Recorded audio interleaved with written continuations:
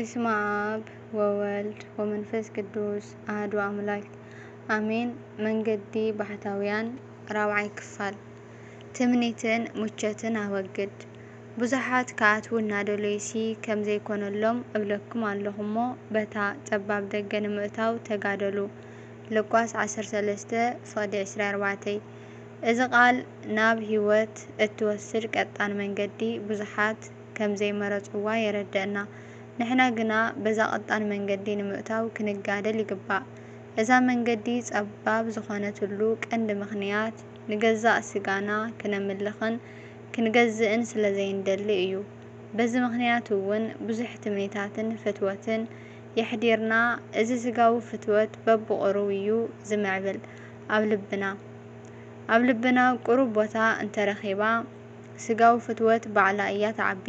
ምናልባት ኣይሰርቕናን ንኸውን ግን ንሓሚ፣ መስተ ኣይንሰትይን ንኸውን ግን ብስስዐ ብዙሕ ቡንን ሻህን ንሰቲ። ከምዚ ብምጋርና እውን ስጋና ዝደለየቶ እንዳረኸበት ሸውሃታ እንዳዓገበት ከምትነብር ንገብራ።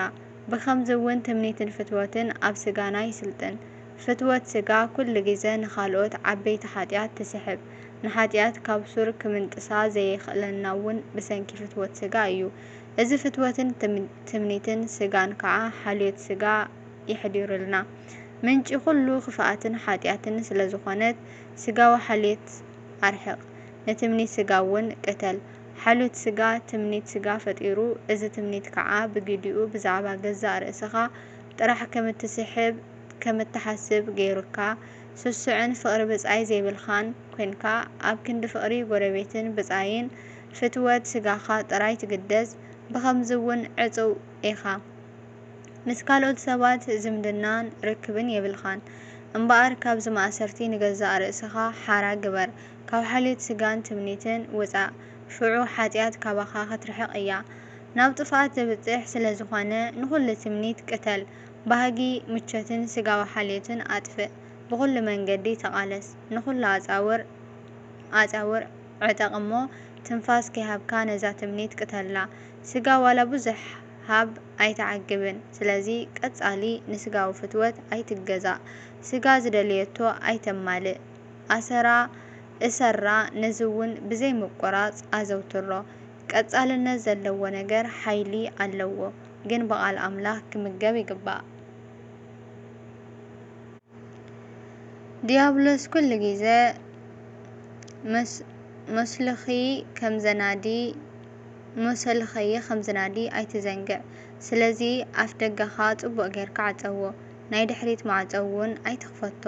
ኩሉ ግዜ ኣብ ተጠንቀቕ ጽናሕ። ጸላኢ ሰናያት ሰይጣን ብዝተፈላለየ ሜላ እዩ ዝመጽእ። ንኣብነት ካብዚአን ነገራት እንታይ ረብሓ ረኺብካ ኣብ ተሪር ነገራት ክትድቅስ ጀሚርካ ግን ኣብ ምዉቕ ዝበለ ማይ ተኣሊኽካ ትውዕል። ሽጋራ ንኽትገድፎ ምሒልካ ግን ሙሉእ መዓልቲ ቁም ነገር ኣብ ዘይብሉ ዕላላት ተጸሚድካ ትሕልፎ። ምልፍላፍ ኮንቲ ዝኾነ ብዙሕ ዘረባ ሓሊካዮ ግን ጥቕሚ ዘይብሉ ልበወለድ ክተንብብ ትርከብ። ልበወለድ ምንባብ ገዲፍካዮ ግን ከዓ ኣብ ሕልምን ቀትርን ዘየድልን ትካዘን ሓሸውየን ክትብል ትውዕል። እዚ ስጋኻ ክትዕግብ እትገብሮ ብዝተፈላለየ መዳያት ዝተገለጸ ስጋዊ ፍትወት እዩ። ሃብቲ፣ ጽጋብ፣ ምቾት፣ ጽቡቕ ብምብላዕ ጽቡቕ ክዳን ምግባር ዝኣመሰሉ ናይ ትምኒት ነገራት ኣይትፍቶ። ከማን በንጻሩ ድኽነት፣ ጥሜት፣ ድኻም፣ ጸገም ዝኣመሰሉ ናብ ትሕትና ዝመርሑ ነገራት ብጸጋ ንምቕባል ልብኻ ድልው ግበሮ። እተን ጐይታ ክንገብረን ዝኣዘዘና ነገራት ከም ጥቕሚ ዘይብሉ ቃላት ከይንዛረብ፣ ስጋና ከይነፍቅር፣ ንመራሕቲ በዓል ስልጣን ክንእዘዝ፣ ንጓል ኣንስተይቲ ብትምኒት ዘይምጥማት፣ ዘይምሕራቕ ዝኣመሰላ ነገራት ብሕቡእ ግበረን። እዚአን ኩለን ንኽስዕበንን ክነተግብረንን እዩ ተነጊረና። ስለዚ ሱቕ ኢልና ኣይንግደፈን። ክስዕበኒ ዝፈቱ እንተሎ ህይወቱ ቀቢጹ መስቀሉ ኣልዒሉ ይስዕበኒ ዝብል ጐይታ ማቴዎስ 16:24 ህይወትና ቀቢጽና ፍቓድና ናብ ኣምላኽ ክነግዝእ ንበገስ። ሽዑ ምሕረት ኣምላኽ ክበዝሓልና እዩ። ካብ ፍትወት ስጋ ናብ ፍቕሪ ክርስቶስ ቅዱስ ቴዎፎን ባህታዊ ከምዚ ኢሉ ይሓትት እሞ ዝምልሶ መልሲ ከዓ ንስማዓዮ። ካብ ስጋና እንድሕር ወፂና ንመን ንረክብ? ንኣምላኽን ንብፃይናን ክንረክብ ኢና። በዚ ምኽንያት እዩ እምበኣር ገዛእ ሰብነትናን ስጋናን ክንቀብፅ ዝተነገረና። ብመድሓኒ ዓለም ክርስቶስ ድሕነት ክረክብ ዝደሊ ሰብ ነዚ ነገር ክፍፅም ኣለዎ። ስጋዊ ሰብ ንስግኡ ጥራይ ዘማእኸለ ህይወት ይህልዎ። ኣምላኽ ዘማእኸሎ ህይወት ንደሊ እንድሕር ኮይና ገዛእ ርእስና ንቕበፅ። ሽዑ ነቲ ኣምላኽናን ጎረቤትናን ብፃይናን ዝኾነ ንክርስቶስ ክንረኽቦ ኢና። እዚ ማለት እቲ ኣብ ስጋና ሓዲሩ ንስጋዊ ፍትወት ክንግዛእ ዝገበረና ሓይሊ ክሰዓር እዩ። ብዘይገለ ምፅራር እውን እቲ ኣብ ፍትወት ስጋ ጥራይ ዘድህብ ዝነበረ ሰብ ሕጂ ናብ እግዚኣብሔር ክምለስ እዩ። በዚ እውን ኣቢሉ ናብ ፍቕሪ ኣምላኽ ክሳገር ይኽእል። ብፍቕሪ ኣምላኽ ከዓ ናብ ፍቕሪ ብፃይ እቲ ክትምፅውት ከለኻ የማነይትኻ እትገብሮ ፀጋመይትኻ ኣይትፍለጦ። ማቴዎስ 6:3-4 ዝተባሃለ እውን ነዚ እዩ። ናብ ኣምላኽ ዝገበርካዮ ናብ ኣሕዋትካ ናብ ሰባት ይበፅሕ። ነዚ ምስ ገበርካዮ ምስ እንገብር እዩ እቲ ንሕድሕድና ምምዓድ ዝኾነልና። ስጋዊ ሜላ ዘይብሉ ልዕል ኩሉ ዝኾነ ምልኣት ፍልጠት ክንረክብ ንኽእል። ብባህላዊ ሜላ ዝምራሕ ካብ ባዕላዊ ዕላማ ዝብገስ ውልቃዊ ኣከያይዳ ኣብዚ ኣየድልን። እዚ ኩሉ እዚ ናብ ውልቃዊ ዕግበት ጥራይ ስለዝመርሕ ሓደጋ ኣለዎ። ስለዚ ጽድቂ ይሰርሕ ኣለኹ ኢልካ ገዛእ ርእስኻ ከይተታልል ተጠንቀቕ። ሻድሻይ ክፋል ይቕፅል። ወስብሐት ለእግዚአብሔር ወለወላዲቱ ድንግል ወለመስቀሉ ክቡር ይኹን። ኣሜን።